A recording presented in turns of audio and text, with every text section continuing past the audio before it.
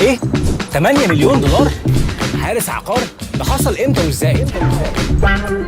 تعرف ان في حارس عقار في امريكا توفى سنه 2014 وبعد ما مات لقوا ان ثروته 8 مليون دولار. دي كانت فلوسه، ما سرقهاش، ما ورثهاش، ما كسبهاش من نصيب. انما الراجل كان بيحوش ويستثمر ويحط الدولار على الدولار.